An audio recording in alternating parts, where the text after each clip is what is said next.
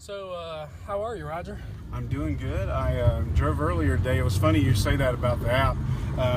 It's been acting crazy all day today. One girl said, it looked like you were flying a drone right to me. It's like you were kind of doing this, like straight through buildings and stuff like that. And I was like, that's funny because it was telling me all kinds of crazy stuff today too. So yeah, it showed me that you got off the exit and then you backed onto the exit, and backed up all the way on the highway. I'm like, oh man. Do you see that often? Do I what? Do you see that kind of movement? No, this is my first time.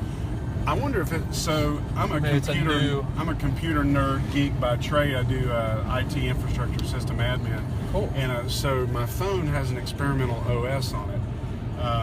When I say experimental, it's open source OS called Lineage OS. Okay. And so I flash my phone, basically jailbreak it and flash it. And so you think it might be because of your situation? I think it's my OS, and so I'm going to get a new Pixel anyway. So, but I'm pretty sure that because when I've talked to people today, they said that's the first time I've ever seen that. So I think there's something going on with either the GPS positioning with the code, the open source code or whatever, and how it's positioning and relaying back to Uber. Things I've noticed as I get older is like retaining interesting things that come up that just keeping them on your brain. Now we can go up here and come across, or we can try to get you close. You sure? Oh, because you could pull in that little. I can pull you really close. Now you definitely want to do it now. So. Yeah, now that's down for it just happens to. Well, this is supposed to clear out tonight and then be good tomorrow. That's something that's like a passion of yours, tell me something about that passion that the general public might not know.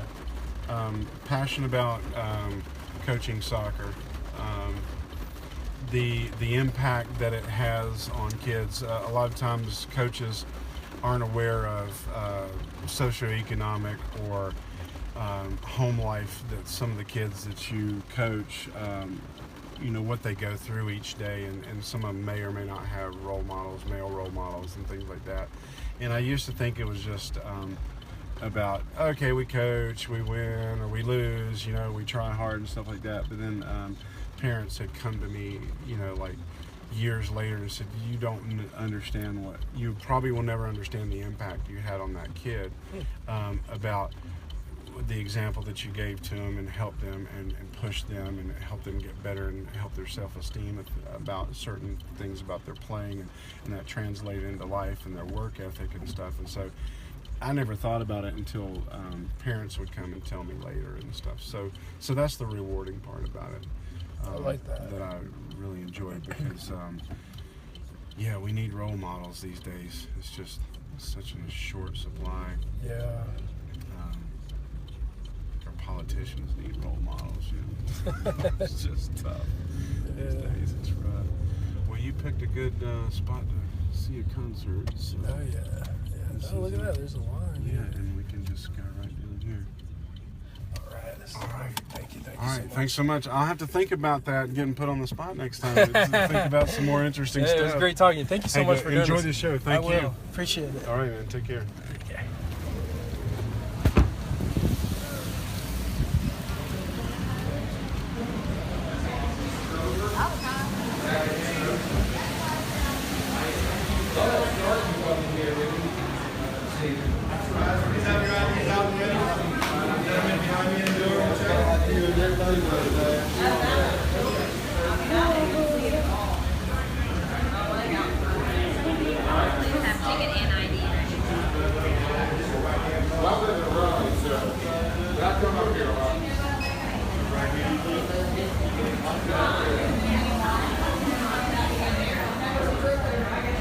How you doing, man? Get your ticket first, please. Oh, ticket. Guy inside the door will check your ID and get your right hand. Appreciate it. Thank you. Sir. Thank you. Thanks so much. Enjoy your night.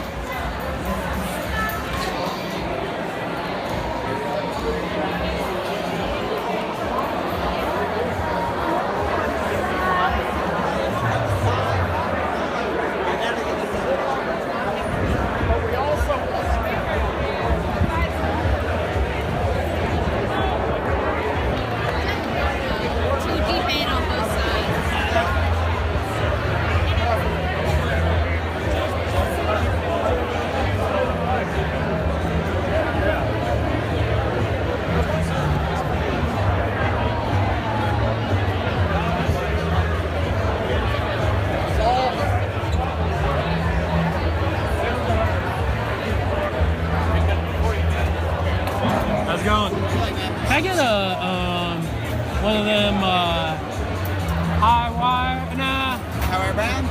Nah, I'm gonna go for. I'm sorry, terrible right now.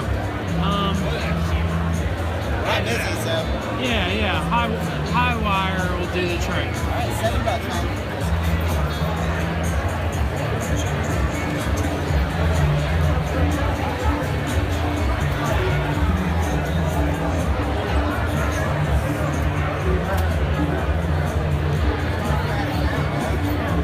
I guess I'll leave the tab open.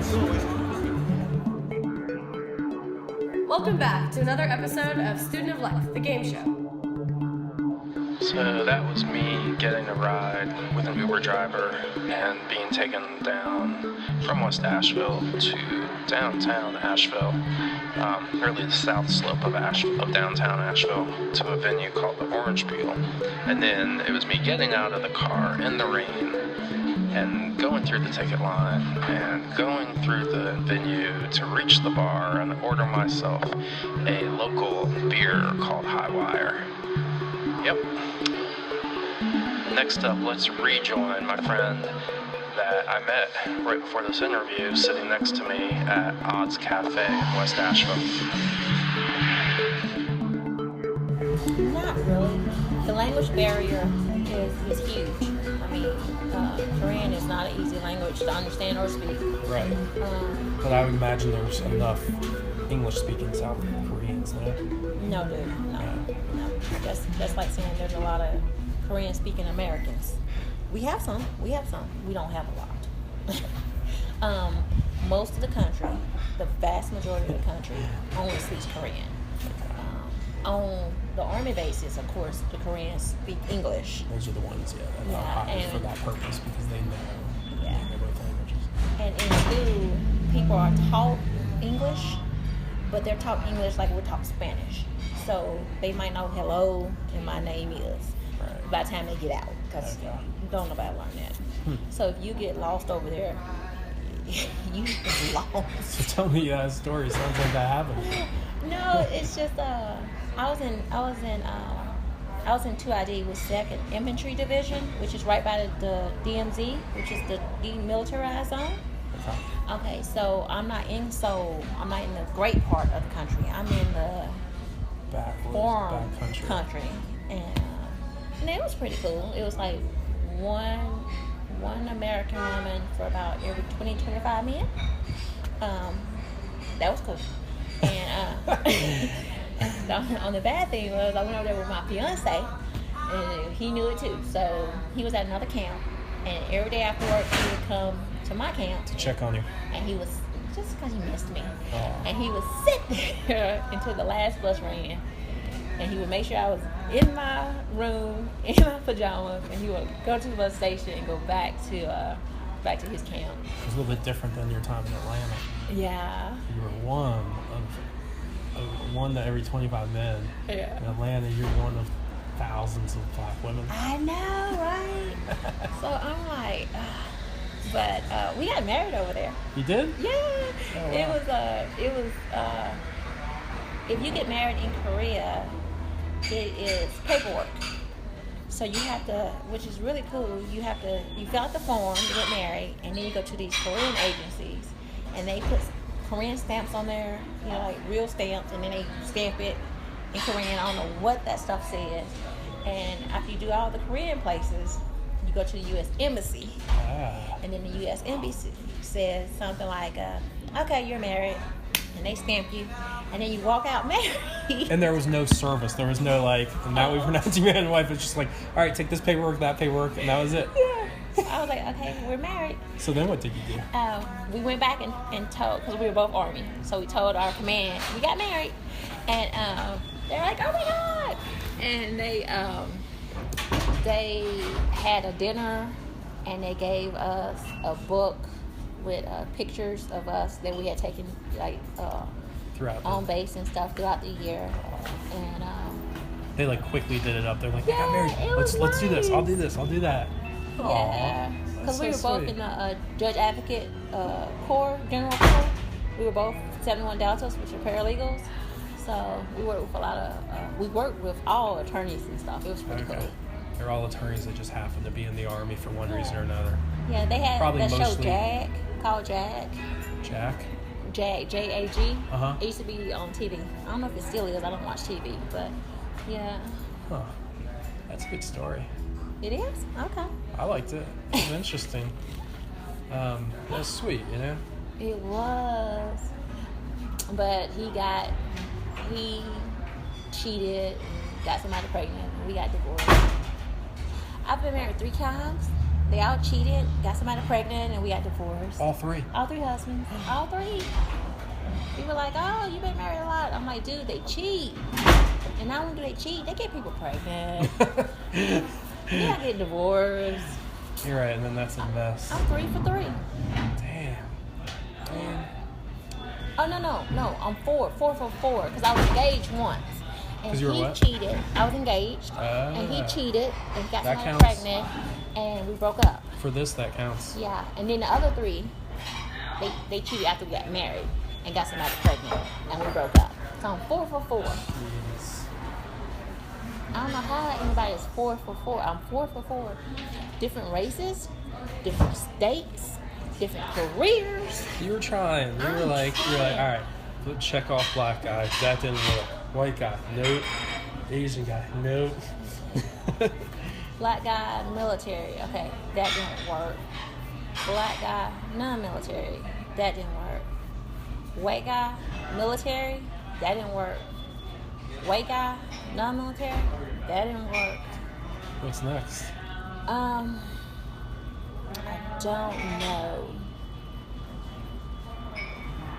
don't know.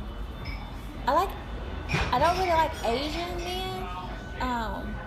As far as being attracted. I know what you meant. However, I was gonna have to make you Yeah. you specify. And that's just because in America, they have a tendency to be thinner, and I like thicker guys. They have a tendency to be shorter, and I like taller guys. In Korea, and I'm guessing Japan and other Asian countries, they are taller. I don't know why shorter people are the ones that travel or leave the country or whatever. Yeah. But there are a lot of tall Koreans in Korea. A lot of them are military though. Really? Yeah, because we work with the Korean army over there. Maybe it's just that there's, you're in Korea, so all the Koreans are there. So you're seeing all different kinds of people. Yeah. So therefore, whereas here, there's not as many. So percentage-wise, they still might be more shorter than taller, but at least over there, you're getting to see all the different Everybody, kinds. yeah. Right.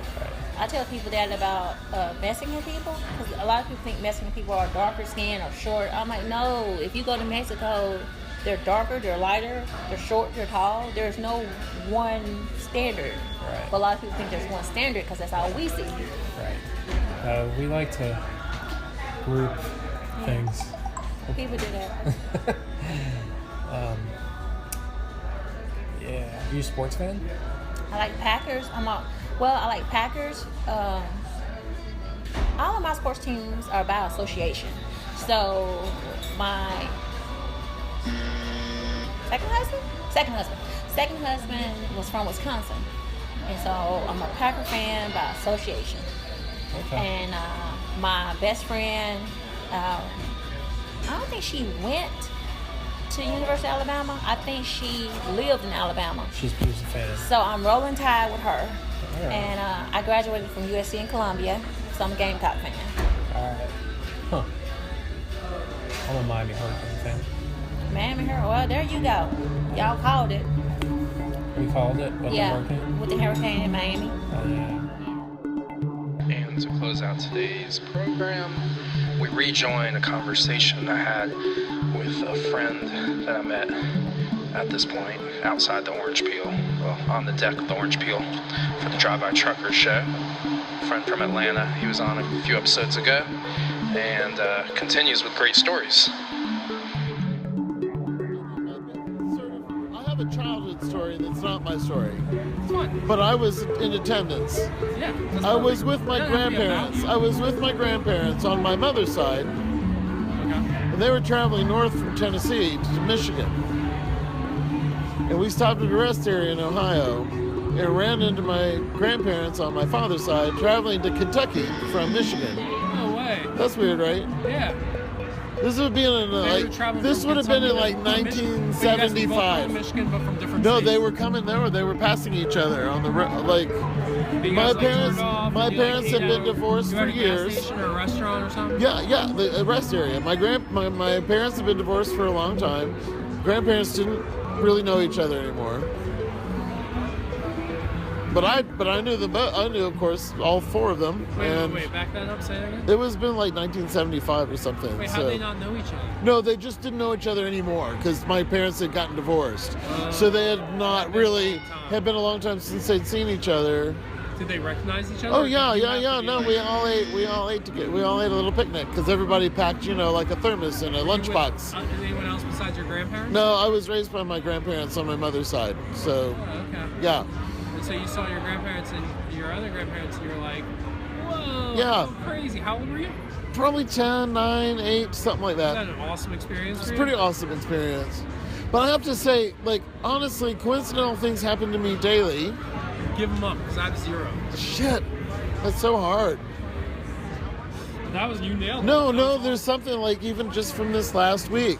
When I have a three things happen in a day, I call it a theme day. Okay. And those days happen about twice a week for me. So what was the last theme? Today there was a song, actually, that repeated itself 3 times. What was it? Shit, I can't think of what it was. Some stupid song. Oh, it was that Brandy, you're a fine girl. You know that song? It's just a stupid ass song from a long time ago. The song is called Brandy. It's a one-hit wonder. Okay. And for some reason, I've heard it 3 times today. Nice. And yeah. And again, I was at a funeral and I drove across the mountains. So I wasn't listening to the same station all the way. I don't know. I think. I like doing that. But coincidences. As you drive. Yeah. You see what's on there. It's a lot of weird preaching. I like doing both AM and FM. Yeah, and the preaching on the AM is crazy. So no, I kind of feel like the whole coincidental thing that happens is there's a language there. Life is communicating something to you.